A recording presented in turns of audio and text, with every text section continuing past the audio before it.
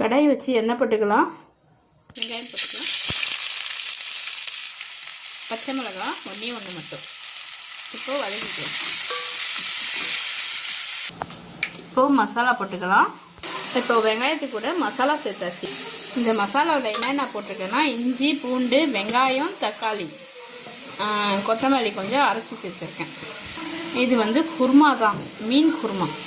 இப்போ நல்லா இதை வதக்கிக்கிட்டோன்னா இஞ்சி பூண்டு வாசனை, அதில் வெங்காயம் தக்காளி போட்டிருக்கோம்ல அந்த வாசனையும் சேர்த்து போயிடும். இப்போ பச்சை வாசனை நல்லா போயிடுச்சு. வெங்காயம் தக்காளி இஞ்சி பூண்டு இந்த மசாலா நல்லா கலந்துருச்சு. கலந்ததுனால இப்போ பாருங்கள் இந்த மாதிரி வருதா. இப்போ தக்காளி வந்து நல்லா வதங்கணும்.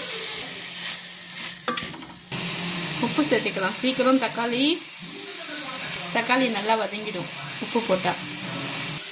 இது பார்த்தீங்களா நல்லா வதங்கிடுச்சு பாருங்க. தக்காளி உப்பு போட்ட உடனே கொஞ்ச நேரத்துல தான் நல்லா வதங்கிடுச்சு. இந்த மசாலா நல்லா வதங்கிடுச்சு பாருங்கள். மசாலா, தக்காளி, வெங்காயம், பச்சை மிளகாய் எல்லாமே நல்லா வதங்கிடுச்சு. நம்ம போட்ட மசாலாவும் நல்லா வதங்கிடுச்சு. மஞ்சள்தூள் போடுறேன்.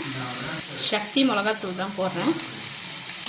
மிளகாத்தூள் வந்து கொஞ்சம் கம்மியாக போட்டுக்கலாம். அந்த மிளகா ரொம்ப காரமாக இருக்கும். மிளகாத்தூளும் போட்டு நல்லா இப்படி கலந்து விட்டுக்கலாம். கலந்து விட்டதுக்கப்புறம் தான் இப்போ வந்து தண்ணி போட்டுக்கலாம். இதில்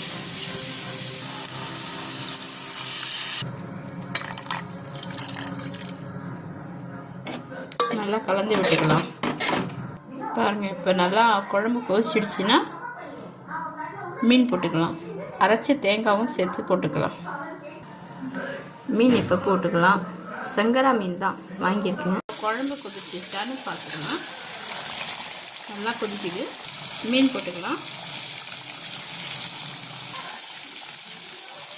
இப்போ வந்து இது நல்லா கொதி வரட்டும். ஒரு கொதி நல்லா வரட்டும். அதுக்கப்புறம் தேங்காய் போடலாம். தேங்காய் ஊற்றிக்கலாம்.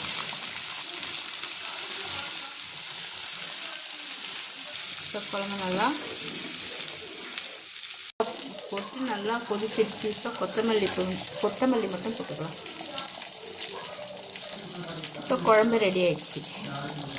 இப்போ மீன் குருமா ரெடி ஆயிடுச்சு. அவ்வளோதான், சாப்பிட்லாம்.